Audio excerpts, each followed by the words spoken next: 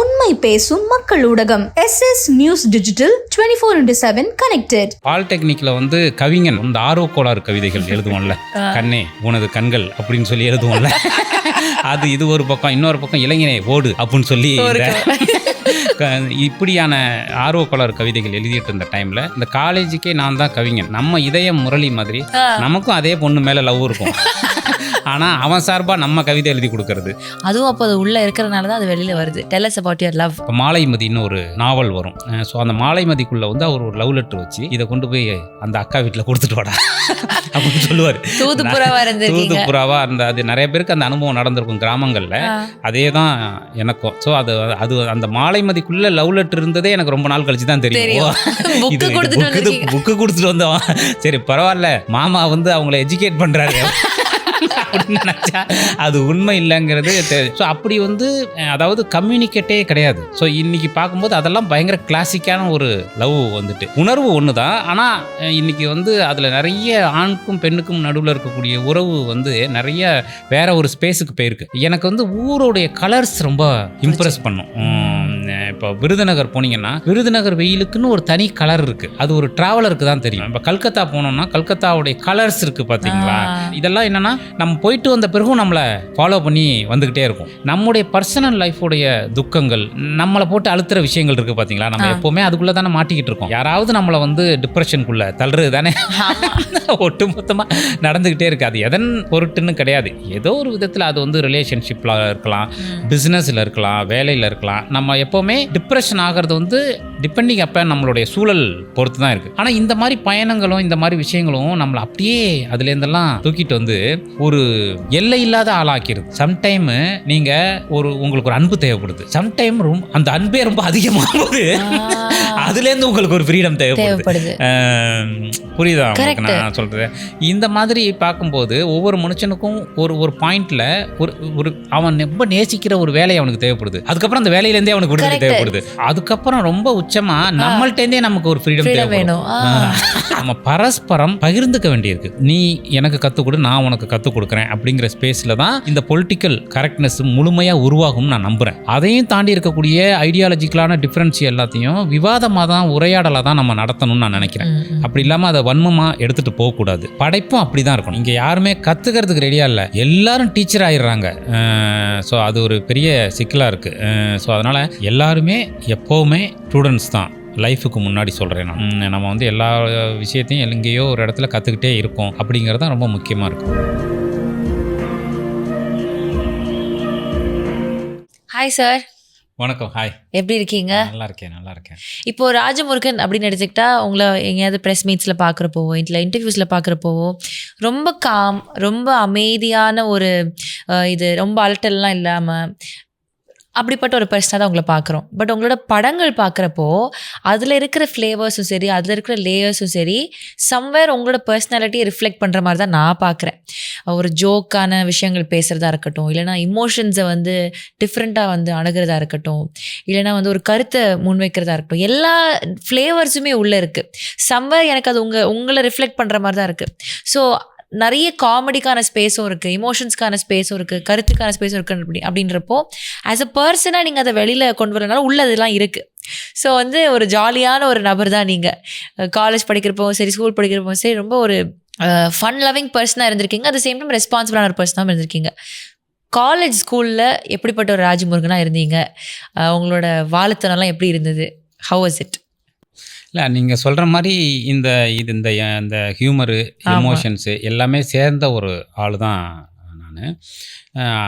குறிப்பாக ரொம்ப ஹியூமர் தான் என்னோடய லைஃபையே வந்து நடத்திக்கிட்டு இருக்குன்னு நினைக்கிறேன். நான் வந்து அடிக்கடி சொல்கிற விஷயம் என்னென்னா, நாம் சிரிக்கிறது வந்து இப்போ நான் வந்து பாலாஜி சக்திவேல் சார் இருக்கார் இல்லையா, அவருடைய சிரிப்பை பார்த்து நான் ரொம்ப மிரண்டிருக்கேன். அவர் வந்து எங்கே இருந்தாலும் க்ரௌடில் அவர் சிரிப்பு மட்டும் தனியாக தெரியும், பயங்கரமாக கேட்கும். நிறைய பேர் என்னை பற்றி அப்படி சொல்லியிருக்காங்க. என்னையா அது, நான் விகடன் ஆஃபீஸில் ஒர்க் பண்ணும்போது நான் 2nd ஃப்ளோரில் இருந்து நம்ம சிரித்தோம் அப்படின்னா 5வது ஃப்ளோரில் இருக்கிறவங்களுக்கு கேட்கும். அது வந்து என் மேலே வந்து அவங்க ஒரு கட்டத்தில் மெமோ கொடுக்குற அளவுக்கு ஒரு அளவுக்கு அது வந்து நம்ம சிரிக்கிறது வந்து அப்படி. ஏன்னா நம்ம இந்த சூழலை மறந்து டக்குன்னு வந்து அப்படி சிரிக்கிறதுங்கிறது. அப்புறம் ரொம்ப நாளைக்கு அப்புறம் வந்து விகடன் போனப்போ வந்து அவர் நண்பர் சொன்னார் என் மேலே. அப்போ கம்ப்ளைண்ட் சொன்னார் இல்லையா, அந்த நண்பரே சொன்னார் என்னென்னா, இல்லைங்க நீங்கள் அப்போ சிரிக்கும் போதெல்லாம் பயங்கர கடுப்பாக இருக்கும் வேலை நடுவில் வந்து, பட் இப்போ யோசிக்கும் போது தான் தெரியுது அந்த சிரிப்பு இல்லைன்னாக்கா இவ்வளவையும் தாங்க முடியாதுல்ல நம்மளால் அப்படின்னு சொல்லிட்டு சொன்னார். அதனால் இந்த சிரிப்பும் இந்த ஹியூமரும் இல்லைன்னா நம்ம பைத்தியம் ஆயிடுவோம் அப்படிங்கிறது தான் என்னுடைய உண்மை. அதுதான். அதனால் ஆரம்பத்துலேருந்தே நான் அந்த மாதிரி ஆள் தான். ஸ்கூலில் ரொம்ப ஜாலியான ஒரு லைஃப் தான் வந்துட்டு. ஸ்கூல் வந்து கவர்மெண்ட் ஸ்கூலு படிச்சுட்டு, அப்புறம் கிறிஸ்டியன் ஸ்கூல் படிச்சுட்டு, அப்புறம் வந்து ஒரு தயானந்த சரஸ்வதி சுவாமிகள் ஸ்கூலு. ஸோ 3 விதமான ஸ்கூல்ஸே நம்ம கிராஸ் ஆகி வந்திருக்கோம்.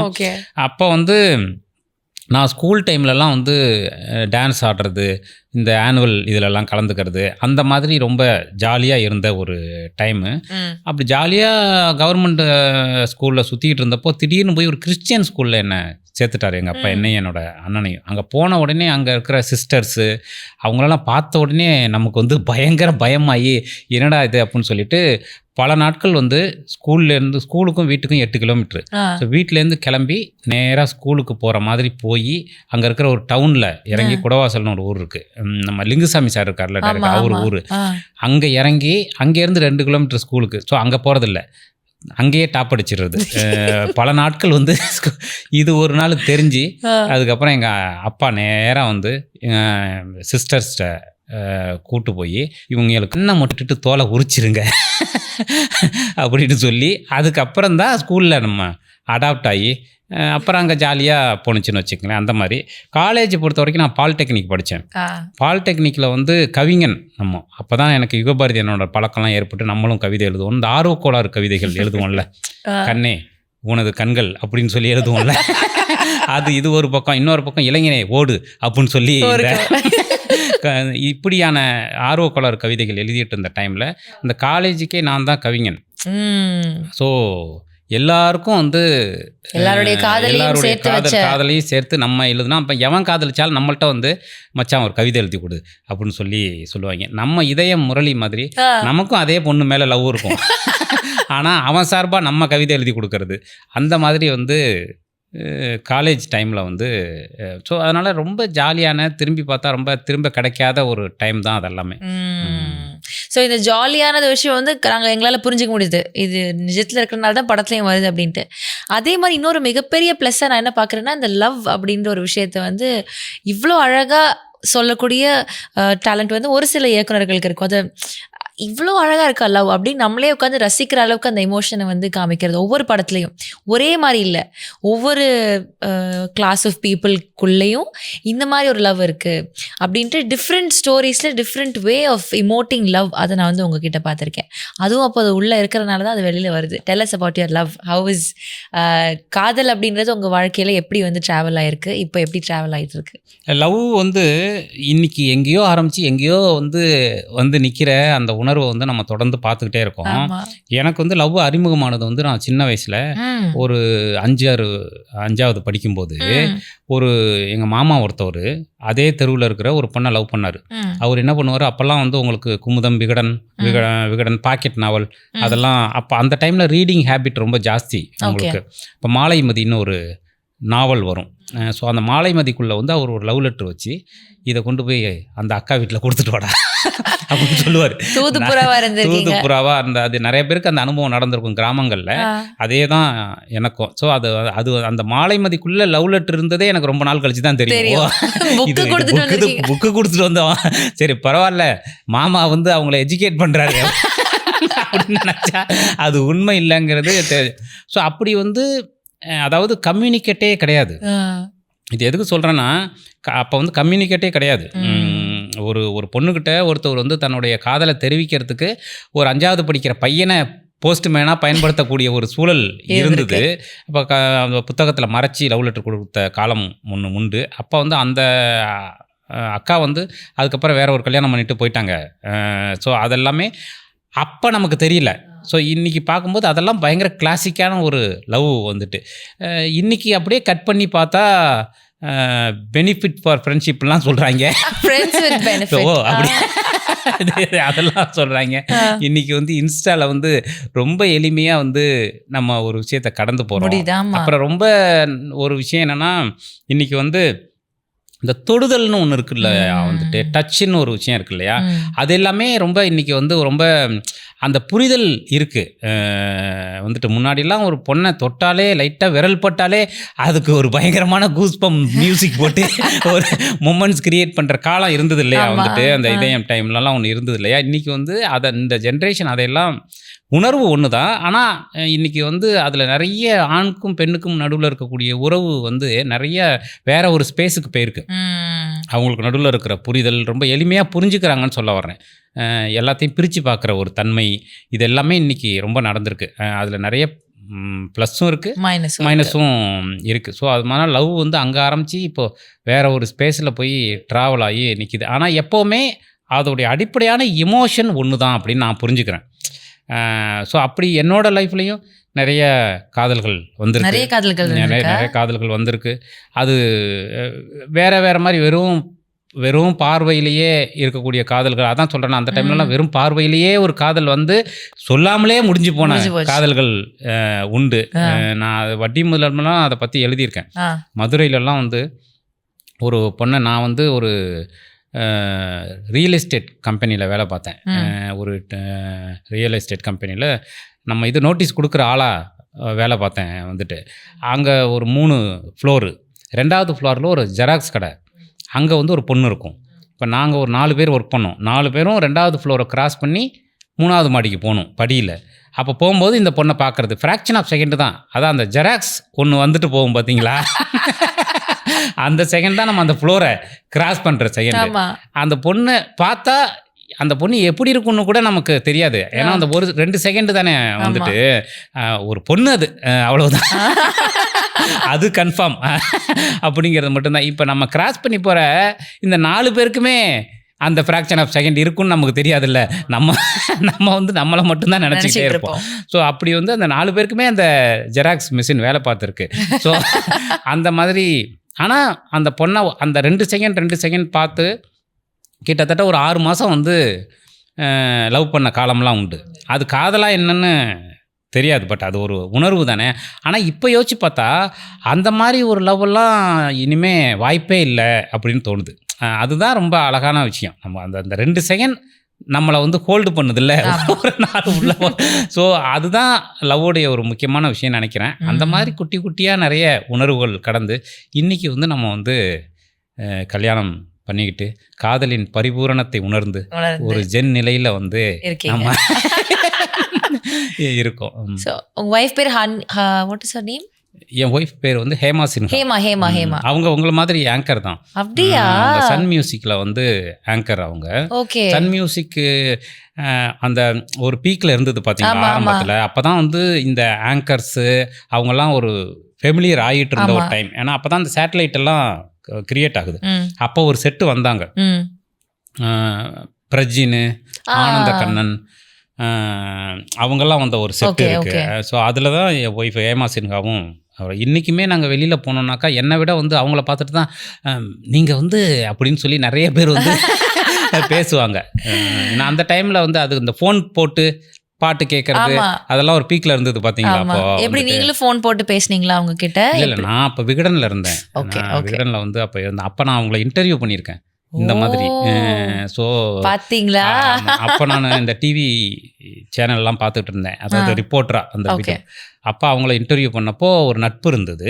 அதன் பிறகு அது ரொம்ப நாளைக்கு அப்புறம் திரும்பி அவங்க மீடியா விட்டெல்லாம் போயிட்டாங்க.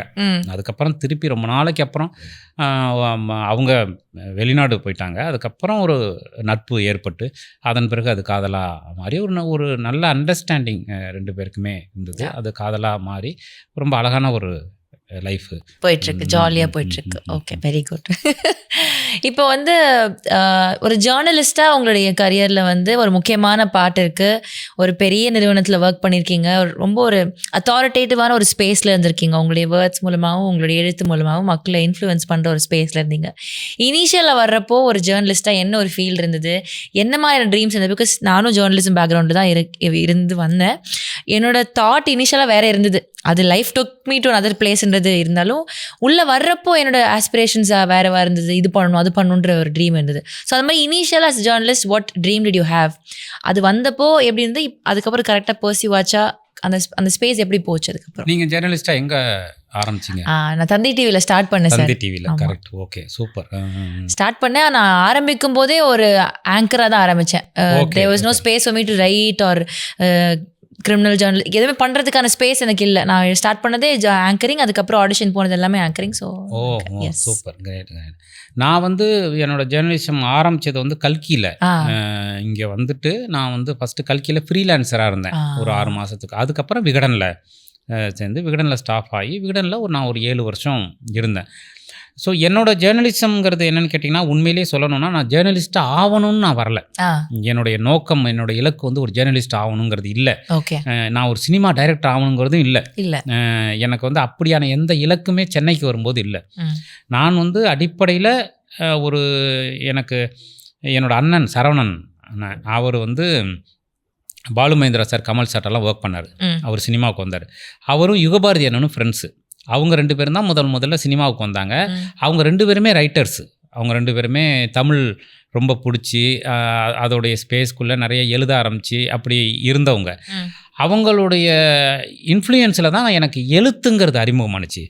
அப்புறம் இலக்கியங்கள் அறிமுகமாகுது, படிக்க ஆரம்பிக்கிறோம். ஸோ படிக்க ஆரம்பித்து அப்புறம் எழுத ஆரம்பித்து நமக்கு அந்த வேர்ல்டு போன பிறகு எனக்கு அதுக்கப்புறம் அந்த இடதுசாரி கட்சி அந்த தோழர்கள்லாம் அறிமுகமாகறாங்க.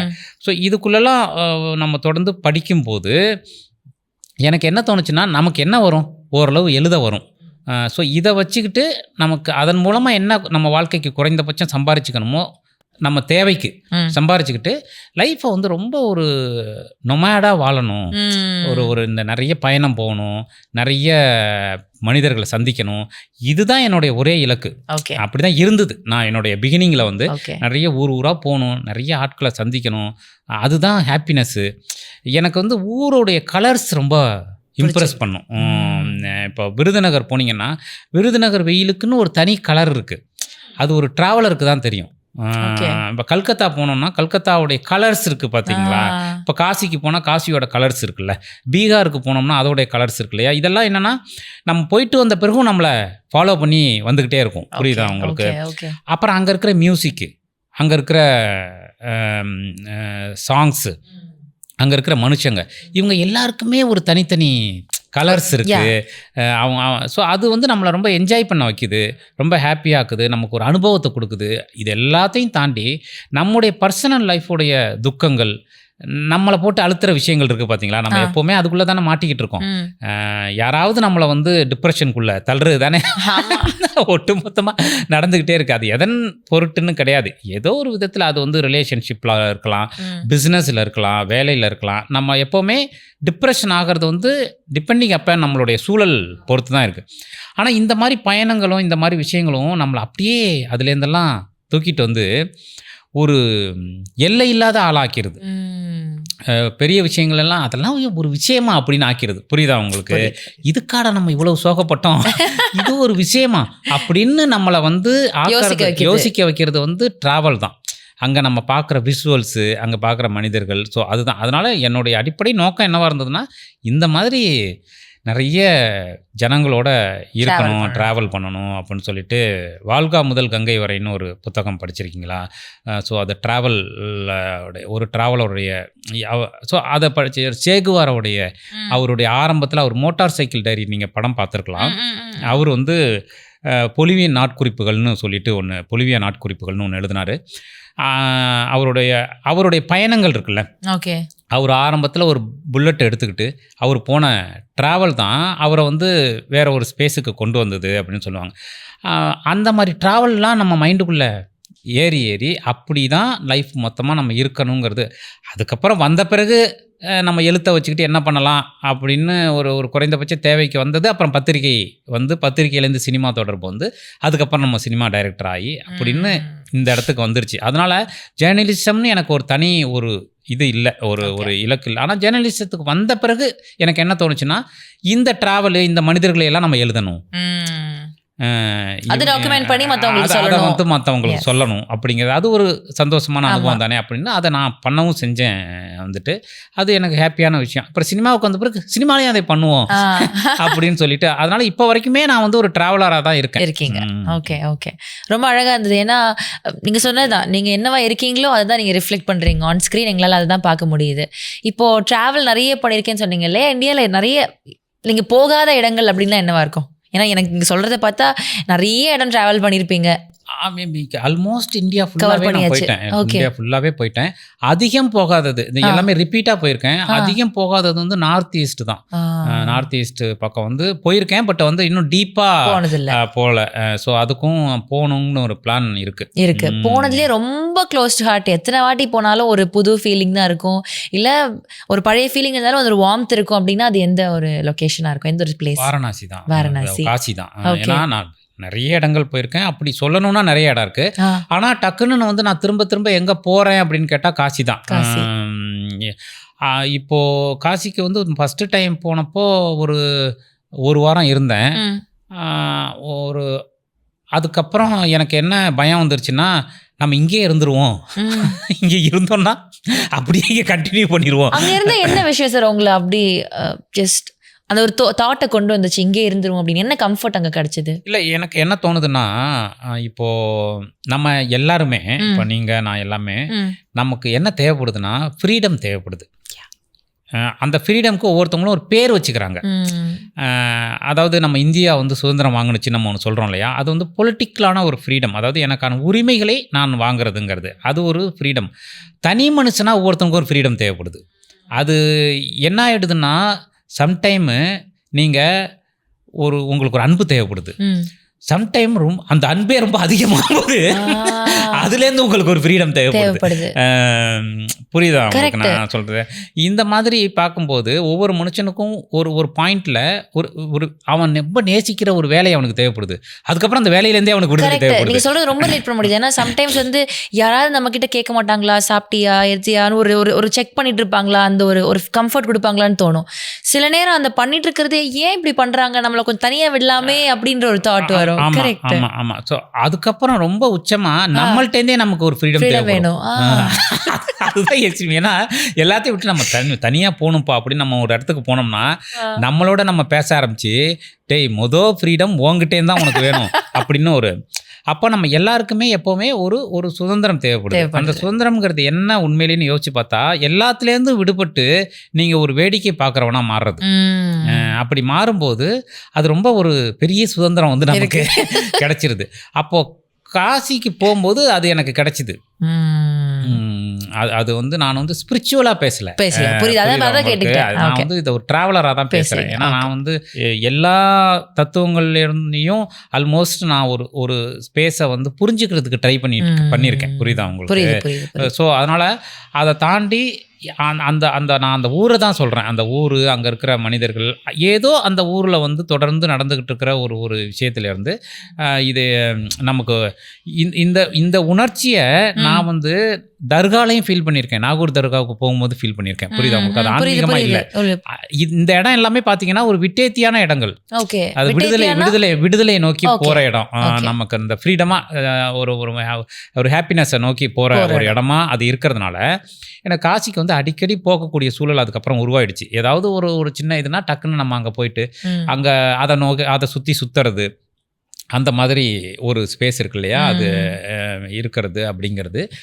அப்புறம் காசிக்கு போனால் கஞ்சா அடிக்கலாம், அந்த மாதிரி விஷயம் இருக்கு இல்லையா. பட் அதை பற்றி நான் பேசல. ஏன்னா இமீடியட்டாக எல்லாரும் அதை தான் அதாவது அந்த இது உள்ளவங்க எல்லாம், புரிதல் உள்ளவங்க எல்லாம், சரி ஓகே இவன் விடுதலைன்னு எதை சொல்கிறான் அப்படின்னு அதுக்கு ஒரு லேயர் வந்து இது பண்ணுவாங்க. ஸோ நான் வந்து அதை பற்றி பேசுகிறேன். ஏன்னா நான் காசிக்கு போகும்போது கஞ்சா அடிச்சிருக்கேன்.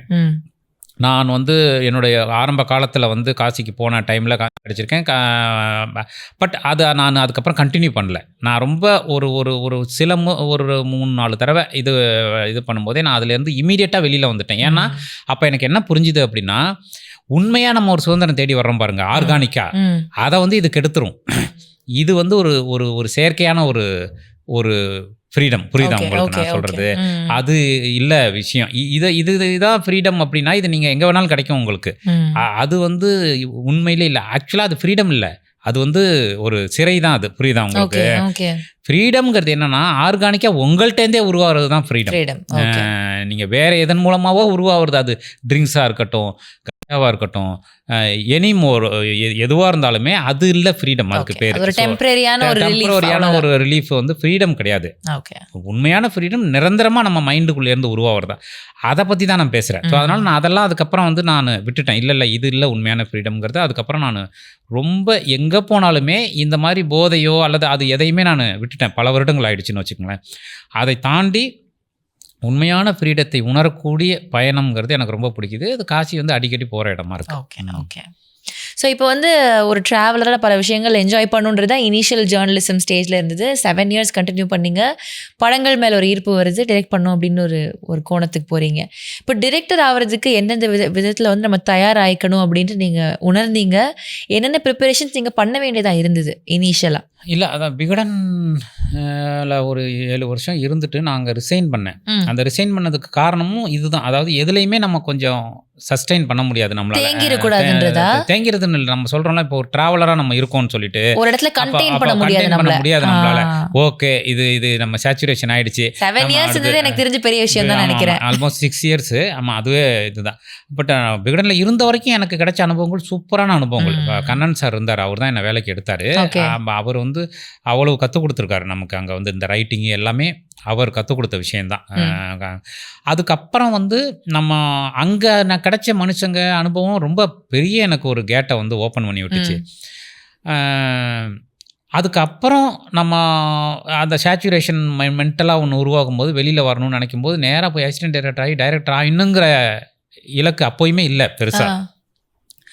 அப்போ ஆக்சுவலாக நான் பாட்டு எழுதணுங்கிற எண்ணம் எனக்கு இருந்தது. யுகபாரதி நான் பார்த்து நான் லிங்குசாமி சார்கிட்ட போய் பாட்டு எழுதுறதுக்கு தான் வாய்ப்பு கேட்டேன். ஓகே.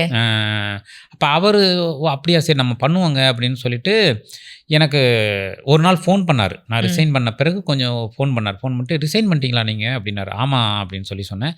நீங்கள் ஆஃபீஸ் வாங்க அப்படின்னு சொல்லி சொன்னார். சரி சார் வரேன் சார் அப்படின்னா, நீங்கள் என்கிட்ட வந்து பாட்டு எழுதுறதுக்கு தான் வாய்ப்பு கேட்டீங்க, ஆனால் அதை விட நான் உங்களுக்கு ஒரு பெரிய வாய்ப்பு தரேன், நீங்கள் ஆஃபீஸ் வாங்க அப்படின்னாரு. நான் வந்து அப்படியா என்ன சொல்ல போகிறாரு, ஒருவேளை டயலாக் எழுதுறது அந்த மாதிரி ஏதாவது அப்படின்னு சொல்லிட்டு நேராக அவர் பார்க்க போகும்போது அவர் வந்து என்கிட்ட அசிஸ்டண்ட்டாக ஜாயின் பண்ணிக்கிங்க, உங்களுக்கு ஓகேவான்னு கேட்டார். எனக்கு என்ன சார் பெரிய ஆப்பர்ச்சுனிட்டி இது, நீங்கள் கூப்பிட்டு இப்படி சொல்கிறதுங்கிறது பெரிய விஷயம் அப்படின்னு சொல்லி நான் அசிஸ்டன்ட் டைரக்டராக ஜாயின் பண்ணேன். அப்போ எனக்கு வந்து ஓகே நம்ம ஏன்னா எனக்கு சினிமா பற்றின பெரிய புரிதல் இல்லை. அப்புறம் இப்படி படம் பண்ணணும் அப்படி படம் பண்ணணுங்கிற எண்ணம் கனவுகளும் இல்லை. அதனால் நான் பார்த்ததெல்லாம் சாப்ளினோட படங்கள் நிறையா பார்த்துருக்கேன். சார்லி சாப்ளினோட படங்கள் வந்து தொடர்ந்து பார்த்துருக்கேன். தமிழ் சினிமா பொறுத்த வரைக்கும் மகேந்திரன் சாருடைய படங்கள், அவருடைய படங்கள் எனக்கு ரொம்ப பிடிக்கும். மற்ற டைரக்டர்ஸ் பாரதி ராஜா சார், பாலு மகேந்திரா இவங்களோட இதெல்லாம் பிடிச்சாலுமே மகேந்திரன் சாரோடது ஒரு படி மேலே பிடிக்கும். ஏன்னா அவருடைய உலகம் வந்து இந்த இடத்துல தான் நடக்கணும்னு இல்லை. அவருடைய கதைகள் எல்லாமே ஒரு யூனிவர்சலான ஒரு ஸ்பேஸ். அதை எங்கே வேணாலும் கொண்டு போய் வைக்கலாம். மனித உணர்வுகளை பற்றி பேசுகிற ஒரு படமாக அவருடைய படங்கள் கிட்டத்தட்ட ஒரு சத்யஜித்ரேவுடைய படங்கள் பார்க்குற மாதிரி ஒரு படங்கள் வந்து இங்கே உருவாக்குன ஒருத்தவர். ஸோ அதெல்லாம் தான் எனக்கு இன்ஸ்பிரேஷனாக இருந்தது. சாப்ளின், மகேந்திரன் சார் படங்கள் இதெல்லாம் தான் இருந்தது. ஸோ அப்படி ஒரு இதுதான் இருந்ததே தவிர இதில் பெருசாக நம்ம பண்ணணுங்கிற கனவுகள் இல்லை. ஆனால் லிங்குசாமி சார் கூப்பிட்டு சொன்ன பிறகு இப்படி ஒரு வாய்ப்பு நமக்கு தேடி வருது, அதுவும் லிங்குசாமி சார் மாதிரி ஒரு பெரிய டைரக்டர்கிட்ட அப்படிங்கும்போது அதன் பிறகு நான் வந்து அந்த சினிமாங்கிற கிராஃப்டை புரிஞ்சுக்கிறதுக்கு, ஸ்க்ரீன் பிளேவுடைய ஃபார்மேட்டை புரிஞ்சுக்கிறதுக்கு, இதுக்கு எல்லாத்துக்கும் அதுக்கப்புறம் நான் எஃபர்ட்ஸ் போட்டேன். அதுக்கப்புறம் ஒர்க் பண்ணேன். அவரோட இருந்த டைம் வந்து ரொம்ப முக்கியமான டைம் லிங்குசாமி சாரோட.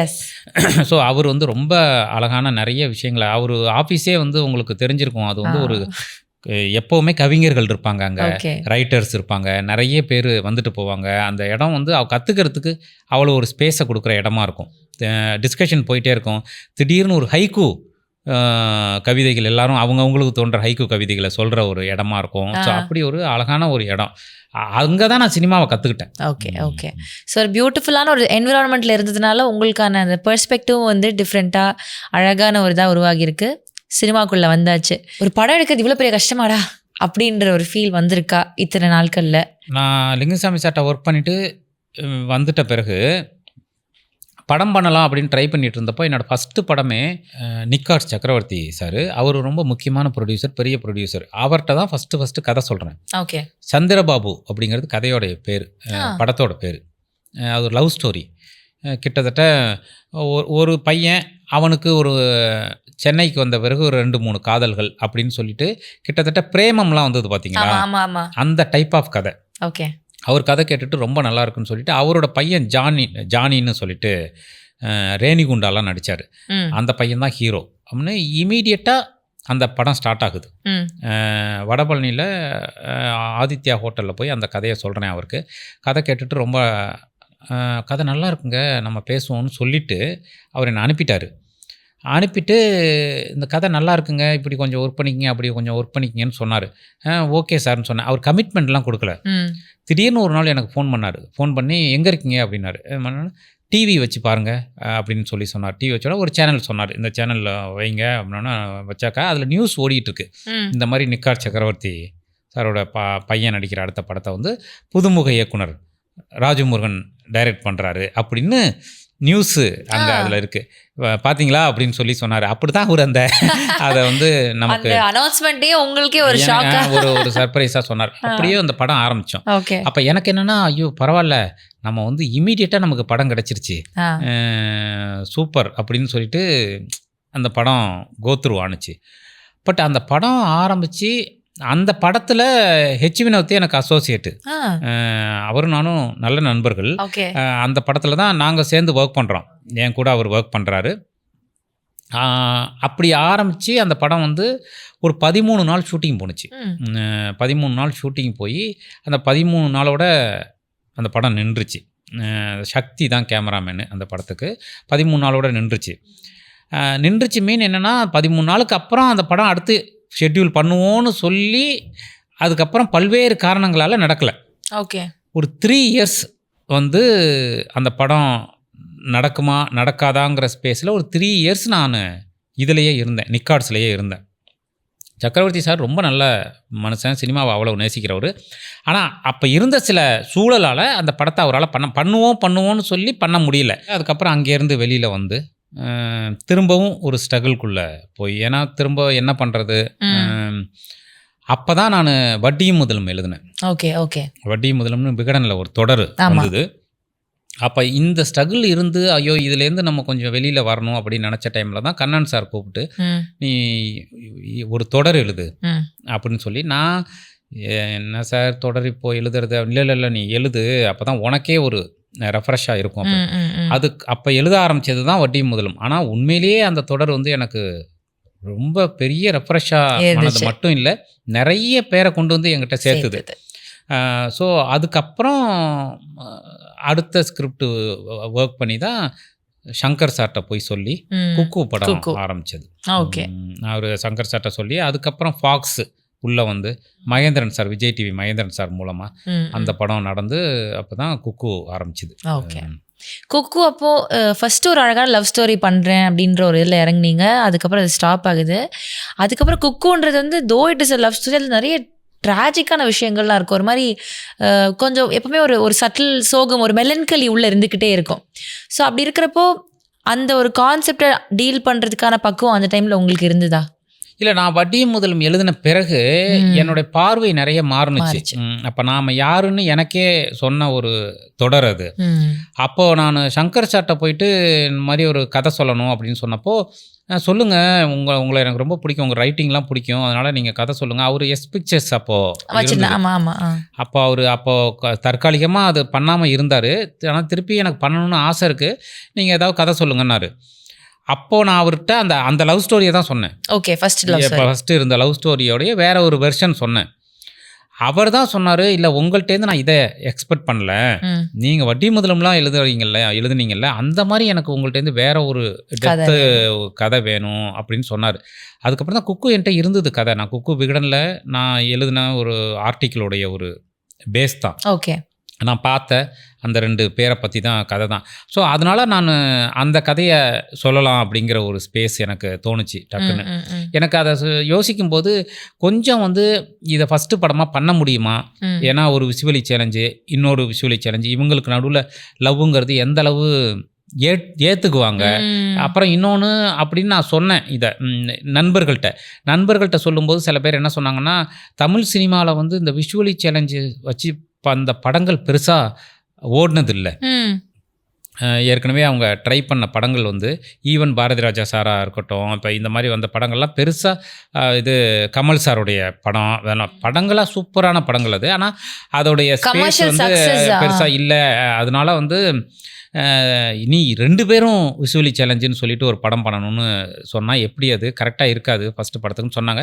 பட் ஆனால் என்னவோ எனக்கு வந்து அது மேலே ஒரு பெரிய, ஏன்னா எப்போவுமே நமக்கு என்னென்னா நமக்கு ரொம்ப ஈர்ப்பு இருந்ததுன்னா நம்ம அதுலேருந்து வெளியில் வர முடியாது. அதுதான் ஒரு படைப்பாளியோடைய ப்ளஸ்ஸும் அதுதான், மைனஸும் அதுதான். ஸோ அந்த நேரத்தில் எனக்கு இல்லை இதை சொல்லணும் அப்படின்னு எனக்கு ரொம்ப தோணுச்சு. அப்போ நான் போய் சங்கர் சார்ட்ட வந்து இந்த கதையை இது பண்ணி ஸ்கிரிப்டாக நீங்கள் எழுதிட்டு வந்துருங்கன்னொடனே ஸ்கிரிப்டாக எழுதிட்டு போய் கொடுத்த உடனே அவர் படிச்சுட்டு நான் கூப்பிட்றேன் உங்களை, எனக்கு படிக்க எவ்வளோ டைம் ஆகும்னு தெரியல, ஆனால் நான் சொல்கிறேன்னு சொன்னார். ஆனால் ஒரு 3-4 டேஸ்லேயே அவர் என்னை கூப்பிட்டு ரொம்ப நல்லாயிருக்கு கதை, இதை நம்ம பண்ணுவோம் அப்படின்னு சொல்லி சில விஷயங்கள்லாம் ஒரு பென்சிலில் நோட் பண்ணி வச்சுருந்தார்.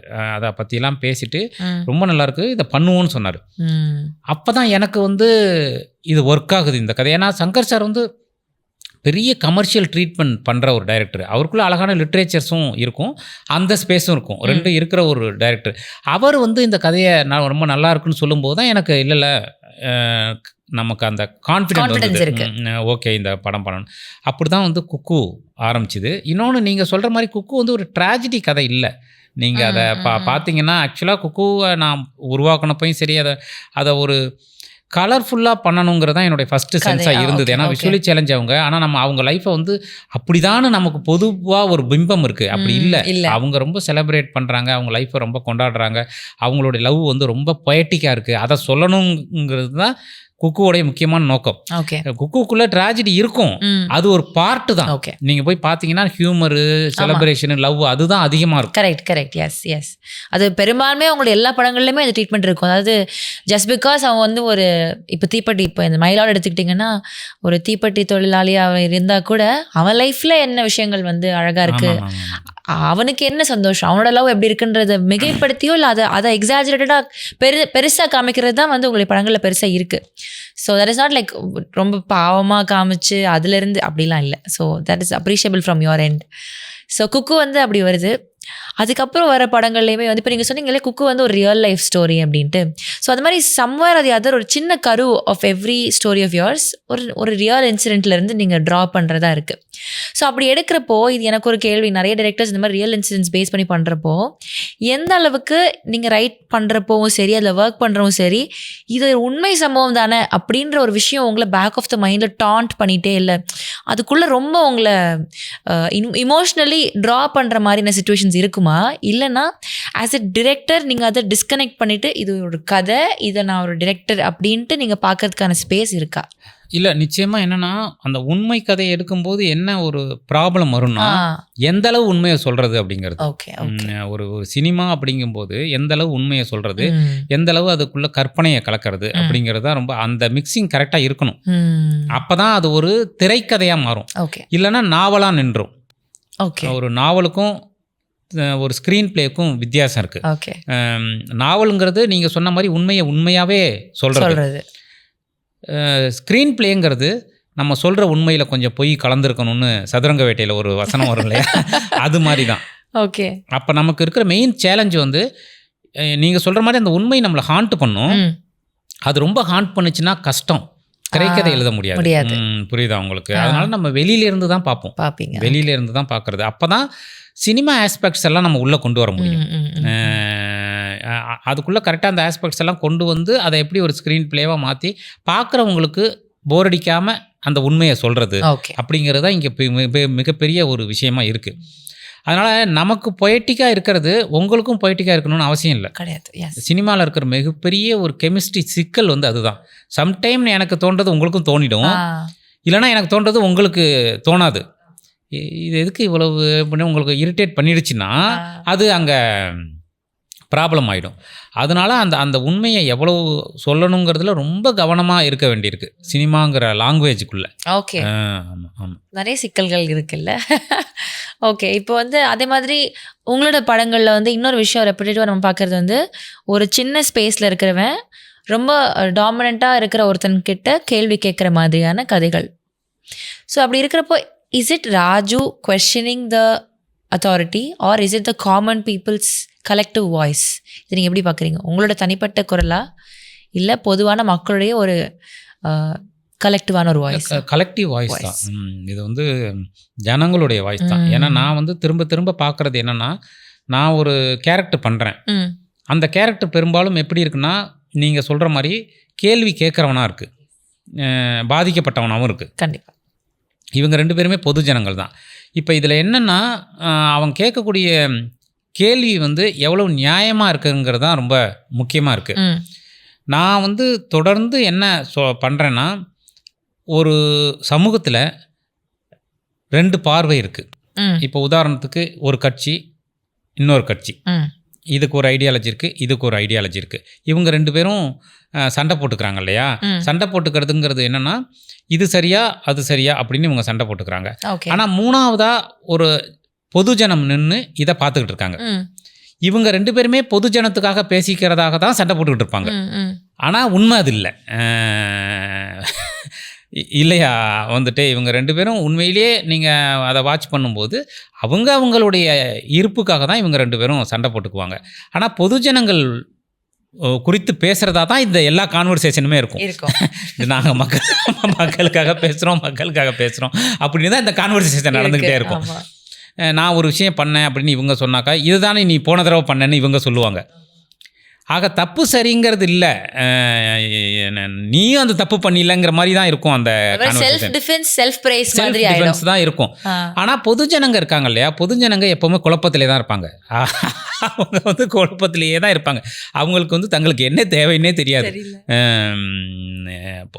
அதுதான் பொதுஜனங்களுடைய பொதுவான, அதுவும் இந்தியா மாதிரியான 3ஆம் உலக நாடுகளில் நம்மளுடைய ஜனநாயகத்தில் நடக்கிற மிகப்பெரிய விஷயம் என்னென்னா, பொதுஜனங்கள் இப்படியே இருக்கிறது தான். பொதுஜனங்க இப்படியே இருந்தால் தான் இந்த சிஸ்டம்லாம் இப்படி இயங்கிக்கிட்டு இருக்கும். அப்படிங்கிறதுனால அவங்கள எஜுகேட் பண்ணுறதுக்கு ஒரு கட்டத்துக்கு மேலே சிஸ்டம் ஆர்வம் காட்டாது.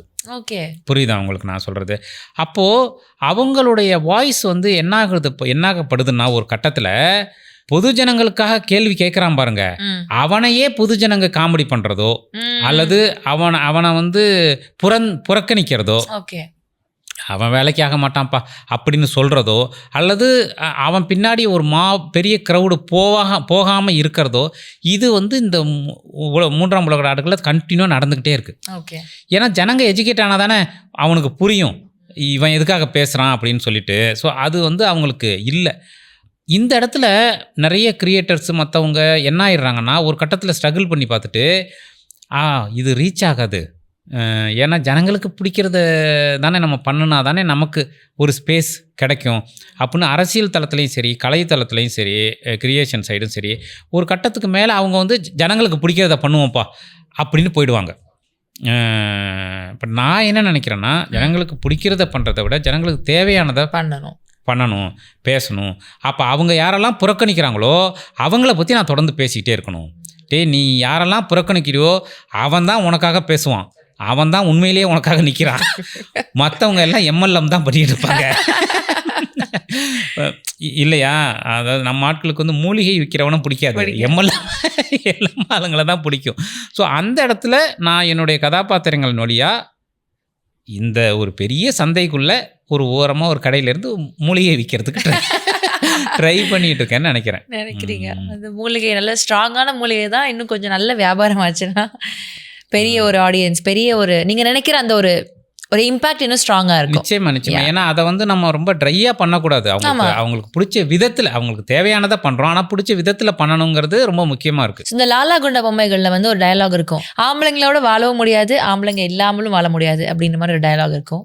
ஸோ இது வந்து ஒரு ஃபீமேல் பெர்ஸ்பெக்டிவ் யோசிக்கிறப்போ இது நம்ம நிறைய இடத்துல நம்மளே உணர்ந்துருப்போம், ஆமாய் கரெக்டு தான் அப்படின்னு சொல்லிட்டு. But how did you come up with such dialogue? Other way around யோசிச்சிருக்கீங்களா? பொண்ணுங்க இல்லாமலும் வாழ முடியல, பொண்ணுங்களோடையும் வாழ முடியல அப்படின்னு யோசிச்சிருக்கீங்களா? இல்லை நீங்கள் அந்த லாலாகுண்டா பொம்மைகள்லேயே அந்த பெண் கதாபாத்திரம் வந்து இந்த வசனம் சொல்லும். ஆமா, அதோடைய ஃபைனல் காட்சியில் ஒரு ஆண் கதாபாத்திரம் சொல்லும், பொம்பளைங்களோட வாழ முடியாது, பொம்பளைங்க இல்லாமலும் வாழ முடியாது அப்படின்னு சொல்லும். ஸோ அதுலேயே நான் அதுக்கான இதை சொல்லிட்டேன். ஆண்களுக்கு இப்படி, பெண்களுக்கு இப்படி. ஓகே, வார்த்தைகள் தான் மாறுதே தவிர 2 பேருக்கும் உணர்வு ஒன்று தான் அப்படிங்கிறது தான்.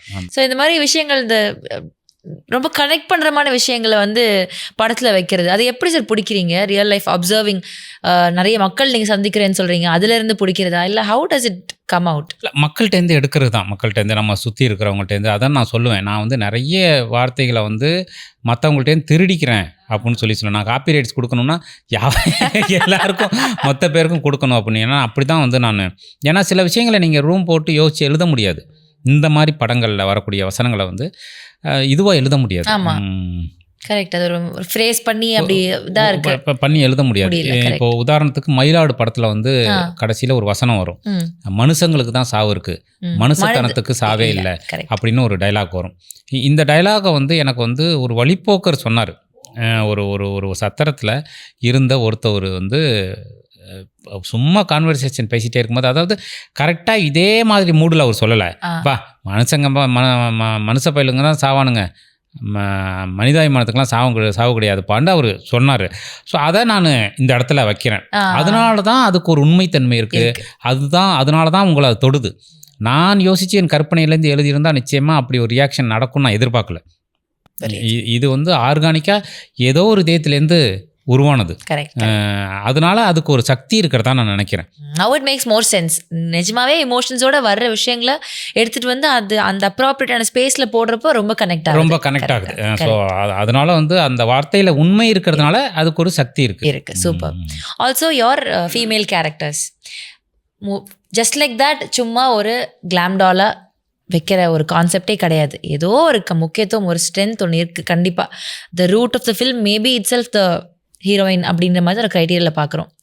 ஆனால் அதில் வந்து பியூட்டி ஸ்டாண்டர்ட்ஸ்னு இந்த காமனாக இருக்கிற ஒரு டேக்லைனுக்குள்ளே உங்களோட ஹீரோயின்ஸ் யாருமே இருக்க மாட்டாங்க. இப்படி தான் இருக்கணும், இவ்வளோ கலராக இருக்கணும், இவ்வளோ டாலாக இருக்கணும், தமிழ் தெரியக்கூடாது, இது மாதிரி நிறைய விஷயங்கள் இருக்கிறப்போ அதுக்குள்ளே ப்ளேஸ் ஆகாத ஒரு டிஸ்டிங்க்ட் ஸ்பேஸில் நீங்கள் இருக்கீங்க. How do you cast people usually? டிப்பிக்கலாக உங்களோட ஹீரோயின்ஸை நான் கேட்குறேன். இல்லை, எகைன் வந்து நம்ம கதாபாத்திரம் எழுதுகிறோம், அதுக்கு தான் கரெக்டான நபர்களை வந்து உள்ளே கொண்டு வரோம். பெண் கதாபாத்திரங்களை பொறுத்த வரைக்கும் நீங்கள் சொன்ன மாதிரி நான் எழுதும்போதே ரொம்ப ஸ்ட்ராங்காக எழுதிடுவேன்.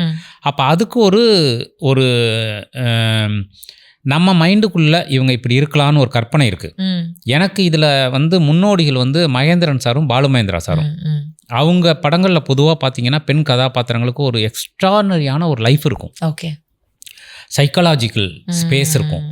அப்புறம் வந்து இந்த நம்ம நேட்டிவிட்டி இருக்கும். ஓகே, ஸோ இது மாதிரி குறிப்பாக நம்ம மண்ணுக்கானதாக இருக்கணும். அவங்கள்ட்டேருந்து ஒரு ஸ்ட்ராங்கான ஒரு பர்ஃபார்மன்ஸும் லைஃப்பும் இருக்கணும்னு நான் நினப்பேன். ஸோ அதுக்கான நிச்சயமாக ஒரு நல்ல பெர்ஃபார்மரால் தான் அதை கரெக்டாக பண்ண முடியும். இது ரெண்டுமே எனக்கு ரொம்ப முக்கியமாக படுது. அப்படி தான் என்னுடைய முதல் படத்துலேருந்தே முதல்ல அவங்களுடைய முகம், இந்த மண்ணுக்கு கரெக்டாக இந்த கதாபாத்திரம் செட் ஆகிறது, அதுக்கு அடுத்து பெர்ஃபார்மன்ஸ், இது ரெண்டும் இணையக்கூடிய கரெக்டான ஆட்கள் வந்து நான் தேர்ந்தெடுக்கிறதுக்கு பண்ணும்போது கரெக்டாக அவங்க அமைகிறாங்க. ஸோ அப்படி தான் என்னுடைய படங்களில் வரிசையாக ஸ்ட்ராங்கான பெண் கதாபாத்திரங்கள் அமைஞ்சிருக்காங்க. அதுக்கு வந்து என்னுடைய ரைட்டிங் ஒரு காரணம்னா அவங்களுடைய அது மாதிரி நடித்தவங்களுடைய பர்ஃபார்மன்ஸுங்கிறது ரொம்ப முக்கியமான காரணமாக இருக்குது. மாளவிகாவிலேருந்து முதல் படத்தில் மாளவிகாவிலேருந்து சைத்ரா வரைக்கும் அது வந்து எனக்கு வந்து கரெக்டாக நடந்திருக்கு. ஜோக்கரில் வந்து ரம்யா பாண்டியன், காயத்ரி, அவங்க எல்லாருமே வந்து ரொம்ப பர்ஃபெக்டாக, அதான் அவங்களுக்கு நான் தேங்க் பண்ணணும். கரெக்டாக என்னுடைய ரைட்டிங்கை டெலிவரி பண்ணியிருக்காங்கல்ல. ஸோ உங்களோட கான்வர்சேஷனில் வந்து it shows how responsible you are. ஒவ்வொரு விஷயங்கள் பண்ணுறதுலையும் ஜஸ்ட் லைக் தட் காமெடியோ இல்லை எமோஷன்ஸோ வந்து எந்த இடத்துலையுமே அது வந்து ஒரு தப்பான இம்பேக்ட் க்ரியேட் பண்ணக்கூடாது அப்படின்ற ஒரு கான்ஷியஸ் ஒரு இது இருக்குது உங்ககிட்ட இருந்துக்கிட்டே இருக்குது. ஆல்சோ எதை யாருக்கான இம்பார்ட்டன்ஸ் எங்கே கொடுக்கணும், இப்போ ஒரு பெண்ணுக்கான கதாபாத்திரம் இப்படி இருக்கணும்னா இப்படி இருக்கணும், அதுக்கான ஸ்ட்ரென்த் இருக்கணும் அப்படின்ற அந்த ஒரு தாட்டும் உங்களுக்குள்ள அதிகமாகவே இருக்குது. அப்ரிஷியபிள். தேங்க்யூ. அண்ட் நான் கேட்கணுன்றது நிறைய கேள்விகளுக்கு நீங்கள் ஒரே கேள்வியில் ஒரு அழகான பதிலாக சொன்னீங்க. You are a very beautiful traveller. நிறைய இடங்களுக்கு ட்ராவல் பண்ணுறனால மனிதர்கள் பார்த்து நிறைய நிறைய விஷயங்கள் வந்து கற்றுக்குறீங்க. மியூசிக், ஒவ்வொரு இடத்துல உள்ள மியூசிக் உங்களுக்கு பிடிக்குதுன்றனால அதோடைய இன்ஸ்பிரேஷன் உங்கள் படங்களில் இருக்குது. அதே மாதிரி டயலாக்ஸ் வந்து நிஜமாக மனிதர்கள் பேசுகிற விஷயங்கள்லேருந்து எடுக்கிறப்போ அது உணர்வும் அதனுடைய சக்தியும் வந்து மல்டிடியூட்ஸில் இருக்குது. ஸோ ரொம்ப க்ளோஸ் டு ரியாலிட்டி, ரொம்ப தேவையான விஷயங்கள், எஜுகேட் பண்ணுற மாதிரி இருந்தாலும் ரொம்ப திணிக்கிற மாதிரி, ஃபீட் பண்ணுற மாதிரி இல்லாமல் ரியலைஸ் பண்ணுற மாதிரி ஒரு ஒரு ஒரு விஷயம், ஒரு கிராஃப்டை வந்து அழகாக ஹேண்டில் பண்ணிகிட்ருக்கீங்க. ஸோ ஒரு க்ரியேட்டராக different perspective, but it is very nice and அதை ரசித்து பார்க்குற மாதிரி இருக்குது எங்களுக்கு. So very thankful and grateful for the work that you doing. உங்களோட கிராஃப்ட் ரொம்ப நல்லாயிருக்கு. அடுத்து என்ன கதை வரப்போகுது, இந்த மயிலாடுக்கு அப்புறமா என்ன எக்ஸ்பெக்ட் பண்ணலாம் உங்ககிட்ட இருந்து?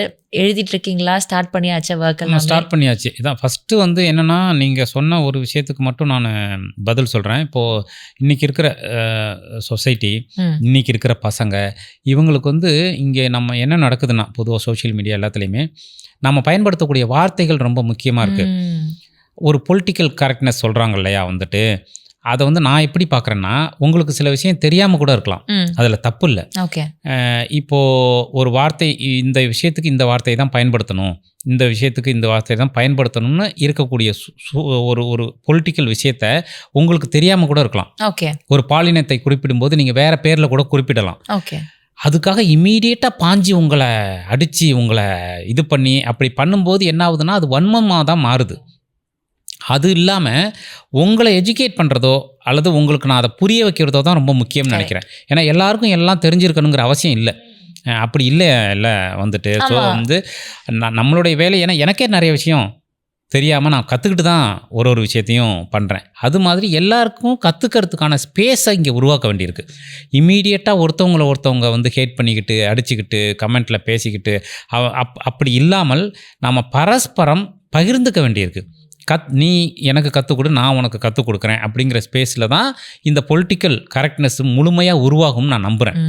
அதையும் தாண்டி இருக்கக்கூடிய ஐடியாலஜிக்கலான டிஃப்ரென்ஸ் எல்லாத்தையும் விவாதமாக தான், உரையாடலாக தான் நம்ம நடத்தணும்னு நான் நினைக்கிறேன். அப்படி இல்லாமல் அதை வன்மமாக எடுத்துகிட்டு போகக்கூடாது. படைப்பும் அப்படி தான் இருக்கணும். ஓகே, படைப்பும் உங்கள் ஆன்மாவோட பேசணும். அதுதான் ரொம்ப முக்கியமான விஷயம். அதுதான் உங்களுக்கு கற்றுக் கொடுக்கும் அல்லது கற்றுக்கும் அப்படின்னு நான் நினைக்கிறேன். ஸோ அதை தான் நான் தொடர்ந்து பண்ணிக்கிட்டு இருக்கணும்னு நினைக்கிறேன். அடுத்த படம் வந்து இப்போது வந்து சசி சாருடைய அடுத்த படம் ஒன்று பண்ணுறேன். ஓகே, அதுக்கான விஷயங்கள் இப்போ நடந்துகிட்டு இருக்கு. சூப்பர். அதுக்கான ஸ்கிரிப்ட் ஒர்க்கு, அதுக்கான விஷயங்கள் வந்து இப்போது நடந்துகிட்டு இருக்கு, போய்கிட்டு இருக்கு. சூப்பர். நீங்கள் சொன்ன ஒரு பாயிண்ட் ரொம்ப ரொம்ப ஐ திங்க் கரெக்டாக எண்ட் பண்ணுற மாதிரி இருந்தது. ஒரு சின்னதாக பேசவே பயமாக இருக்குது இப்போல்லாம். லைட்டாக ஏதாவது ஒரு வார்த்தை தப்பாக பேசினாலோ இல்லைன்னா நம்மளோட தாட் தானே, ரொம்ப கேஷுவலாக பேசினா அதை போட்டு அடின்னு அடித்து நம்மளை தூக்கி ஓரமாக உட்கார வச்சிடறாங்க. இங்கே யாருமே கற்றுக்கிறதுக்கு ரெடியாக இல்லை, எல்லாரும் டீச்சர் ஆகிடுறாங்க. ஸோ அது ஒரு பெரிய சிக்கலாக இருக்குது. ஸோ அதனால் எல்லாருமே எப்போவுமே ஸ்டூடெண்ட்ஸ் தான் லைஃபுக்கு முன்னாடி சொல்கிறேன் நான். நம்ம வந்து எல்லா விஷயத்தையும் எங்கேயோ ஒரு இடத்துல கற்றுக்கிட்டே இருக்கோம் அப்படிங்கிறது தான் ரொம்ப முக்கியமாக இருக்குது. Learning and unlearning is a part of life. அதை வந்து நம்ம அண்டர்ஸ்டாண்ட் பண்ணிட்டு ஜாலியாக போயிட்டு சூப்பராக இருக்கணும். சரி, இந்த விளையாட்டாக எழுதின ஒரு ரைட்டர் வந்து அதுக்கப்புறமா ஒரு லிரிசிஸ்டாக மாறுறாரு.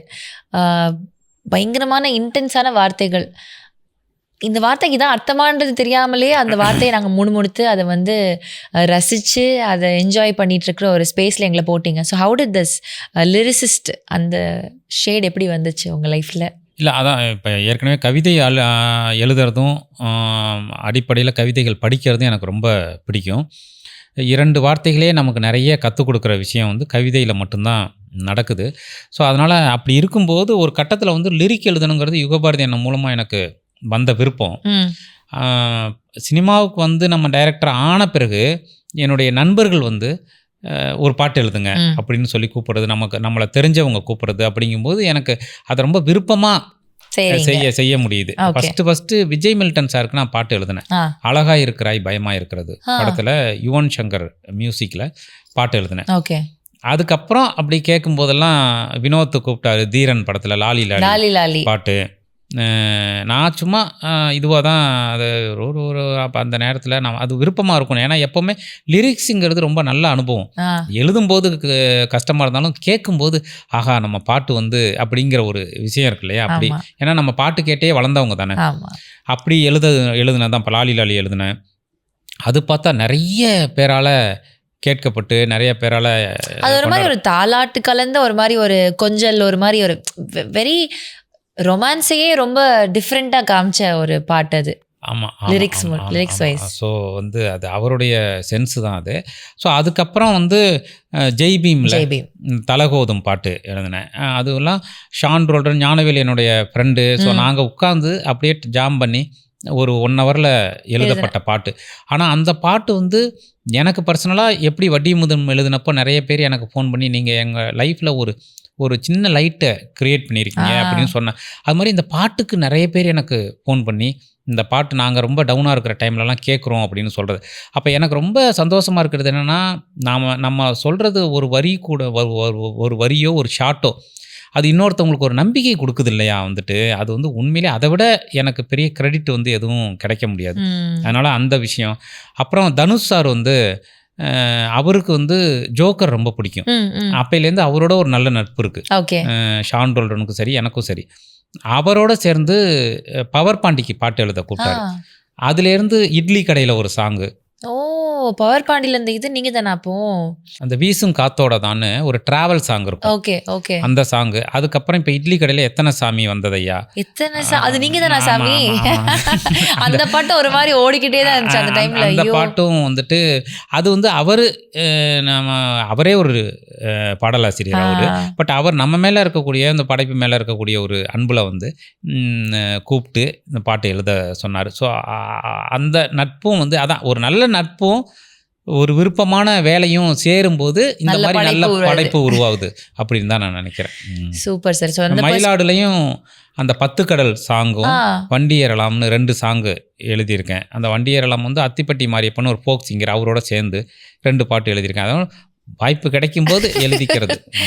கண்டிப்பாக அதையும் நீங்கள் விடக்கூடாது. அதையும் அப்பப்போ எங்களுக்கு நீங்கள் கொடுத்துக்கிட்டே இருக்கணும். அந்த ஃப்ளேவருமே எங்களுக்கு நல்லா இருக்கு. மை லார்ட் வந்து ஒரு சக்கப்போடு போட்டுட்ருக்கு. நிறைய பாசிட்டிவ் ரிவ்யூஸ். அதை பற்றி இந்த கதையாகவும் சரி, ஒரு என்டர்டெயின்மெண்ட்டாகவும் சரி, அதில் இருக்கிற பாட்டாகவும் சரி, ஓவராலாக வந்து it's a nice success. So சக்ஸஸை வந்து ருசிச்சுட்டு ஜாலியாக வந்து உட்காந்துருக்கீங்க. சொல்லுங்கள், படம் எப்படி உங்களுக்கு ட்ரீட் பண்ணுது? உங்களுக்கான ரிசெப்ஷன் எப்படி இருக்குது? அந்த மயிலாடு படம் வந்து முதல் நாள் அந்த படம் ரிலீஸ் ஆன நாளிலிருந்து அது ஏன்னா இந்த மாதிரி படங்கள் வந்து கிராஜுவலாக ஒரு மவுத் டாக்கில் அப்படி தான் வந்து பிக்கப் ஆகும். கண்டென்ட்டாக பேசக்கூடிய படங்கள் அது மெதுவாக ஜனங்கள்கிட்ட போய் அவங்கள எப்படி ரைஸ் பண்ணுதுன்னு அது நாள் ஆரம்பித்து அப்படியே கொஞ்சம் கொஞ்சமாக இதாகி எனக்கு என்னென்னா இப்போ கம்ப்ளீட்டாக ஒரு பாசிட்டிவ் ஸ்பேஸ்க்குள்ளே அந்த படம் இருக்கிறது எனக்கு ரொம்ப ஹாப்பியாக இருக்குது. ஏன்னா இந்த மாதிரி படம் நம்ம எடுத்ததுக்கான நோக்கமே என்னென்னா இது போய் யாரையாவது தொடணும் அப்படிங்கிறது தான். அவங்க ஹார்ட்டில் போய் ஏதோ ஒரு இடத்த தொடணும்னு. அப்படி இது நிறைய பேரை தொட்டிருக்கு மயிலாடுங்கிறது எனக்கு ஒரு ரைட்டராக ரொம்ப ஹாப்பியாக இருந்தது. குறிப்பாக இந்த படம் வந்து இந்த படத்தை பார்க்கும்போது அந்த முத்துச்சிற்பி சுசீலாவோட லைஃபுக்குள்ளே எல்லா ஜனங்களும் போய் இந்த படத்தோட கிளைமேக்ஸில் எல்லாருமே வந்து கைத்தட்டுறதோ எனக்கு ரொம்ப சந்தோஷமாக இருக்குது. ஏன்னா நம்ம அதுக்கு அந்த பாயிண்ட் தான் ரொம்ப முக்கியமான பாயிண்ட், டேக்அவே. அந்த இடத்துல போய் எல்லாருமே வந்து இப்போ ராம் சார் எனக்கு பேசினார், இயக்குனர் ராம் சார். அவர் ஒரு 2 நாளைக்கு முன்னாடி ஃபோன் பண்ணி படம் பார்த்துட்டு என்ன சொன்னார்னா, ராஜமுருகன் இந்த படம் வந்து உங்கள் கெரியர்லேயே முக்கியமான படம். இந்த படம் வந்து ராஜமுருகனுங்கிற ஒரு ஆளால் எழுதி அவனால் மட்டுமே எடுக்கப்படக்கூடிய ஒரு தமிழ் சினிமா, அது ஒரு தனித்துவமான தமிழ் சினிமா அப்படின்னு சொன்னார். அது வந்து எனக்கு ரொம்ப ஹாப்பியாக இருந்தது. அதே மாதிரி பாலா சார் ஃபோன் பண்ணி இவ்வளோ பாசிட்டிவான ரிவ்யூஸ் வருது, இவ்வளோ நான் கண்டினியூவாக வாட்ச் பண்ணும்போது இவ்வளோ பாசிட்டிவான ரிவ்யூஸ் வருது, சமீபத்தில் ஒரு படத்துக்கு இந்த அளவு பாசிட்டிவாக ரிவ்யூஸ் வந்து நான் பார்க்கல, இதை அதனால் இன்னும் கொண்டு போய் இதை மக்கள்கிட்ட வந்து இதே ஸ்பீடோடு சேர்த்துருங்க அப்படின்னு சொல்லி ஃபோன் பண்ணார். இந்த மாதிரி சக படைப்பாளிகள் நிறைய பேர் வந்து அக்கறையோடு ஃபோன் பண்ணாங்க. அப்புறம் வந்து ரொம்ப முக்கியமாக நான் சொல்லணும்னா 2 விஷயத்த சொல்லணும். என்னென்னா, வியாசர்பாடியிலேருந்து சுமதி அக்கான்னு ஒருத்தவங்க, அவங்க வந்து இந்த படம் பார்த்துட்டு வந்து என்னை மீட் பண்ணாங்க ஒரு 2 நாளைக்கு முன்னாடி. புகாரின்னு ஒரு நண்பர் அழைச்சிட்டு வந்தார். அவங்க வந்து மயிலாடு பார்த்துட்டு நேராக என்னை பார்க்குறதுக்கு வந்தாங்க. அவங்க வந்து ஒரு 12 வயசு பையனுக்கு அவங்களோட கிட்னியை கொடுத்துருக்காங்க. ஸோ அவங்க வந்து படம் பார்த்துட்டு என்கிட்ட வந்து ரொம்ப கண்ணீரோட பேசினாங்க. அப்போ என்ன சொன்னாங்கன்னா, இந்த படத்தோட இறுதி காட்சியில் சசிகுமார் பேசக்கூடிய வசனம் எல்லாம் நான் பேசுகிற மாதிரியே இருக்குது அப்படின்னு சொல்லி சொன்னாங்க. அது வந்து எனக்கு ரொம்ப ஒரு, ஏன்னா அதுதானே நம்ம எழுதுறதுக்கான அர்த்தம். அது சம்மந்தப்பட்ட ஒருத்தவங்க தன்னுடைய வார்த்தையாக அதை நினைக்கிறாங்க இல்லையா, அது எனக்கு ரொம்ப சந்தோஷமாக இருந்தது. அதே மாதிரி இன்னொரு நண்பர் ஒருத்தர் ஃபோன் பண்ணி இந்த படம் வந்து வாருக்கு எதிரான படம், இது போருக்கு எதிரான படம் நண்பரே, இது வந்து போருக்கு எதிரான படம் அப்படின்னு சொன்னார். இது ஒரு குளோபலான படம், போருக்கு எதிரான படம் அப்படின்னு. எனக்கு அது ரொம்ப அந்த புரிதல் எனக்கு ரொம்ப சந்தோஷமாக இருந்தது. ஏன்னா இது முத்துச்சிற்பிங்கிற ஒரு சாதாரண மனுஷன் பண்ணுற அந்த விஷயம் வந்து போருக்கு எதிரானதுன்னு நான் ஒரு இன்டர்நேஷ்னலாக அதை கனெக்ட் பண்ணுறது இருக்கு இல்லையா வந்துட்டு. ஏன்னா இந்த படம் வந்து வெறுப்புக்கு எதிராக ஒரு அன்பை முன்வைக்குது, ஏற்றத்தாழ்வுக்கு எதிராக ஒரு சமத்துவத்தை முன்வைக்குது, ஒரு சூதுக்கு எதிராக ஒரு கருணையை முன்வைக்குது, போருக்கு எதிராக ஒரு அமைதியை முன்வைக்குது.